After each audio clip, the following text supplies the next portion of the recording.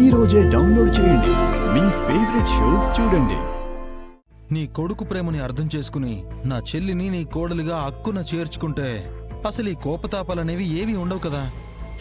నేను కరెక్ట్ గా చెప్పడం కాదబ్బి, మీరు ఎట్టాంటి ముసుగులేసుకుని నా ముందు తిరగతా ఉండారో చెప్తా ఉండా. నా అన్నయ్య చావుకి కారణమైన దాని పెంపకం అబ్బి ఇది.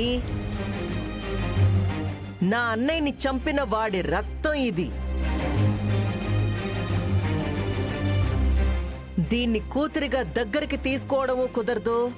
నీ చెల్లిని కోడలిగా అంగీకరించి హక్కున చేర్చుకోవడము అస్సలు కుదరదు. నేను కుదిరిస్తానత్త. ఈరోజు తిది వారం గుర్తుపెట్టుకో, తేదీ నెల రాసి పెట్టుకో.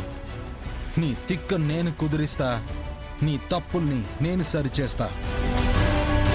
నువ్వు బానిసలా చూస్తున్న పద్దు నీ కృష్ణవేణి అత్తయ్యని నీ పక్కన నీ కూతురి పక్కన వాళ్ళిద్దరికీ కుర్చీ వేసి కూర్చోబెడతా.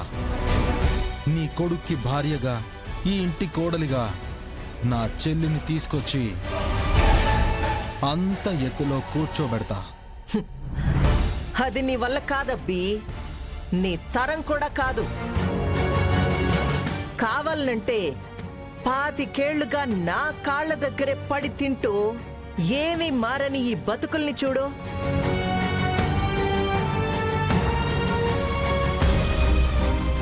ఏమీ మారని ఈ మనుషుల్ని అడుగు.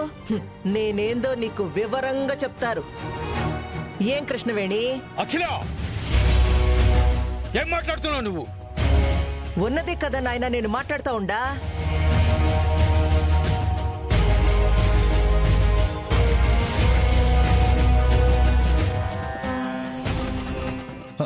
అతయ్య, అమ్మా, అతయ్య, కృష్ణవేణి, ఏమైంది అతయ్య? అతయ్య, అమ్మా, కృష్ణవేణి, మనోడా, నువ్వు వెళ్ళి కార్తీ. అతయ్య, ఆసుపత్రికి తీసుకెళ్ళావు. కార్తీ, సరే అతయ్య, పద తీసుకురా. అమ్మా, అమ్మా, లేమ్మా. అమ్మా, కృష్ణవేణి, అమ్మా, ఏమైందమ్మా?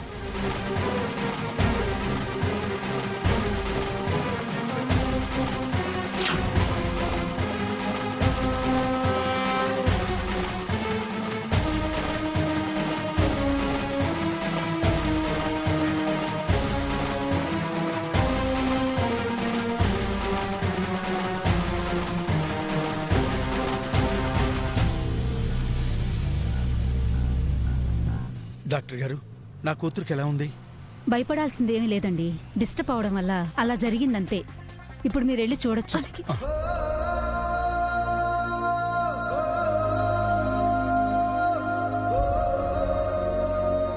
అమ్మా, పద్దు, నాకేం కాలేదమ్మా.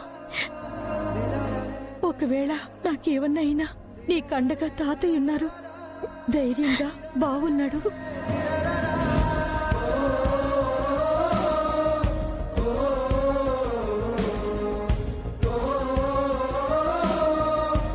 అవేం మాటలు తల్లి, నీకేం అవదమ్మా.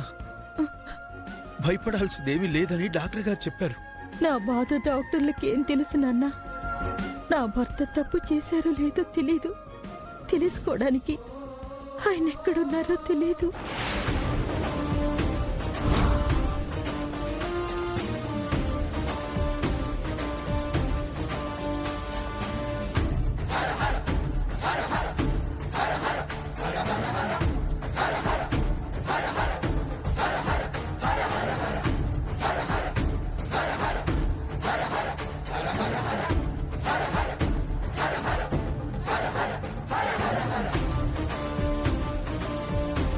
కానీ అది అడ్డు పెట్టుకుని అక్క నన్ను ఎన్ని మాటలన్నా, ఎన్ని రోజులుగా, ఎన్ని సంవత్సరాలుగా భరిస్తూ వచ్చాను.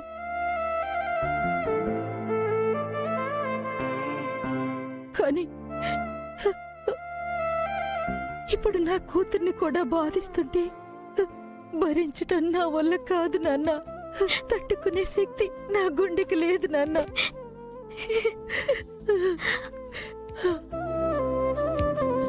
బాధపడకత్తయ్య. అఖిలాండేశ్వరి అత్తయ్య పెట్ట ఈ బాధలన్నింటికీ బాధ్యులు ఎవరా అని ఇన్నాళ్ళు పిచ్చోడ్లాగా రోడ్లు పట్టుకుని తిరిగాను. కానీ వెతకాల్సింది బాధ్యుల్ని కాదు, సమాధానాన్ని అని తెలుసుకున్నాను. ఆ సమాధానం ఒక శ్రీహరి మామయ్య దగ్గరే దొరుకుతుందని ఫిక్స్ అయ్యాను.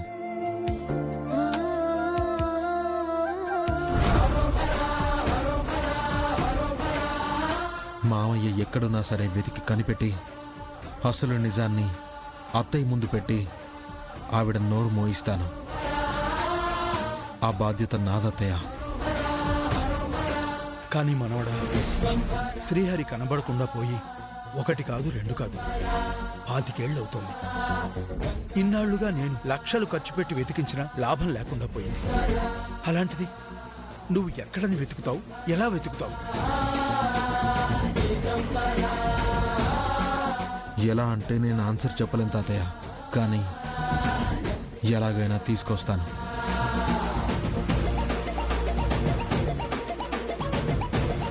మా అమ్మ, చెల్లి, అత్త, పద్దు అందరూ పడే బాధలో నిజం, నా బాధ్యతలో నిజాయితీ ఆ దేవుడికి ఏమాత్రం అర్థమైనా శ్రీహరి మావయ్య నేను కలవడానికి ఆ దేవుడు దారి చూపిస్తాడని నేను నమ్ముతున్నాను.